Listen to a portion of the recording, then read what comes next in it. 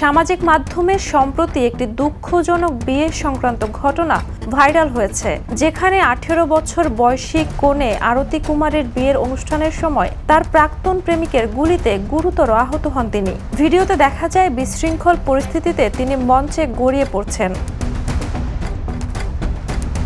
ঘটনাটি ঘটেছে ভারতের বিহারে।